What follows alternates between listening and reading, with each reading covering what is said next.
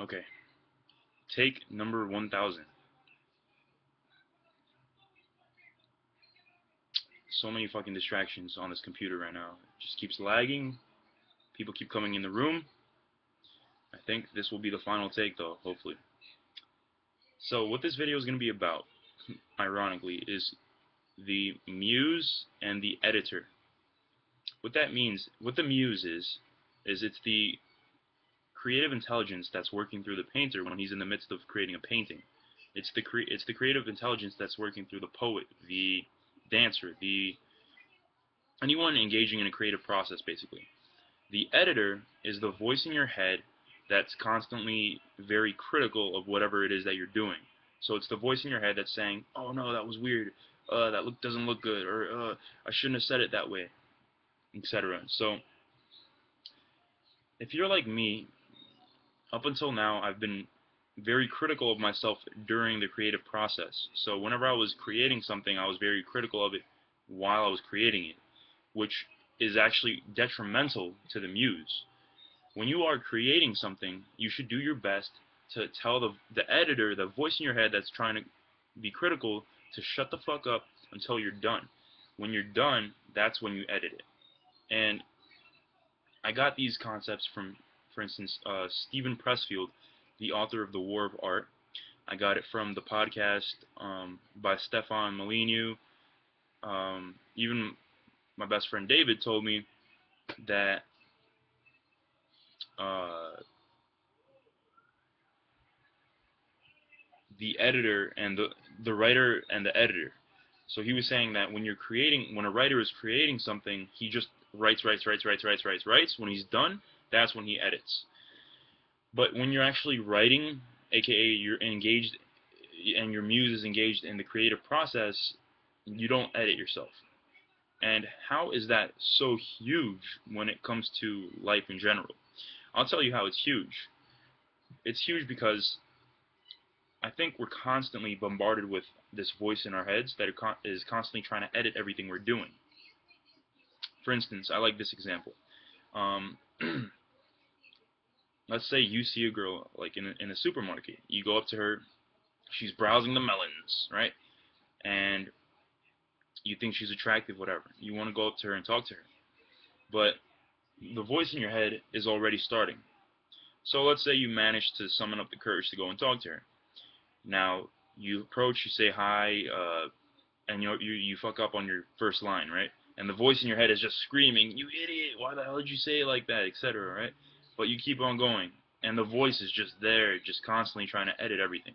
The muse is trying to do its job because it's highly intelligent, because what you're trying to do is outside of you. You, the observer, the task you're trying to accomplish is more intelligent than you. Meaning, when you set forth the intention of creating that thing, it takes on momentum of its own in a way. And if you just allow it to happen, then there's a good chance it will happen better that way than if you're constantly very critical of yourself during the creative process. So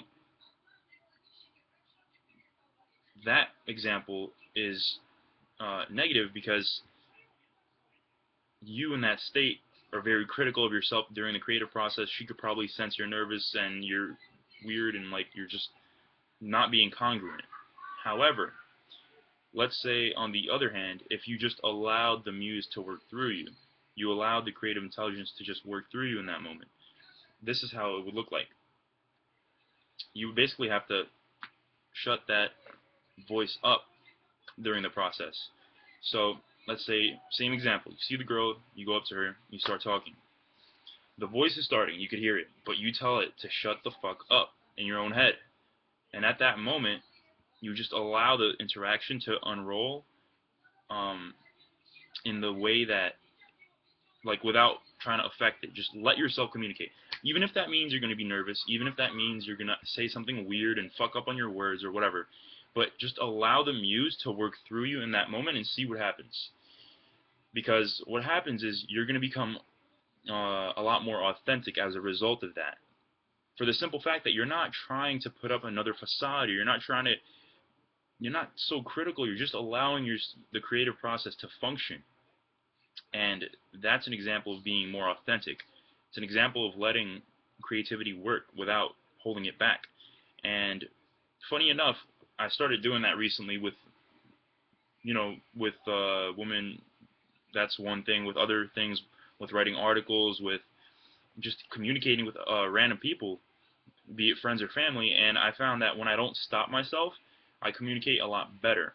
And it's funny how when you let go, things kind of like take a mind of their own. It's interesting because that's what I heard. It's that muse, that creative intelligence is highly intelligent, and it doesn't need somebody to constantly be consciously like directing it. So with that being said, then comes the editor, because the editor is important. Um, it's just that let the editor work and do his job after the creation process is done. So after you wrote your manuscript, that's when you go in and you start editing it. So like let's say you go up to the girl, whatever, things didn't go too well, but you did let the muse work through you. That's when you can sit down and reflect on what happened.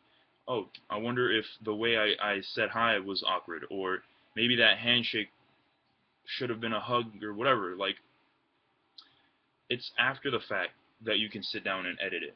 Because if you let that voice be super critical in your head during the creative process, you're going to stifle yourself and hold your creative intelligence back. So you need to get into that state of flow when you're in that state, when you're in the creative process.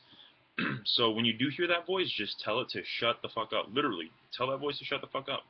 Silence it, because your subconscious will do as you tell it to, provided it understands that what you're telling it is going to benefit it. You see, we do everything we do because we think it's going to benefit us in some way. And even if that means you're a crackhead, doing crack or doing heroin or whatever, your subconscious is addicted because it thinks that it's helping, that the drug is helping it in some type of way.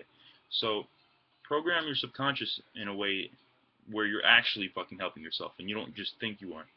So I'm not going to make this video too long, and this is a concept I can go on and on about, but it's still relatively fresh in my mind as well. But when you're in the creative process, let the muse work through you. Let the creative intelligence work through you without holding it back until it's done, until that creative process is done. Then edit it.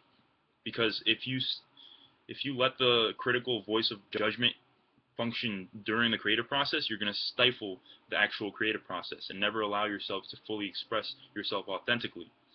So, I don't know, I just hope that with this video, your minds will start to be, blown in a way that kind of shifts your perspectives a little bit, reverses it, does a little 360 or something. Because I think that's a very, very important thing to keep in mind for those engaged in the creative process. And I think everyone is in one way or another. So hope that helps. Probably touch base with this subject again soon. Peace.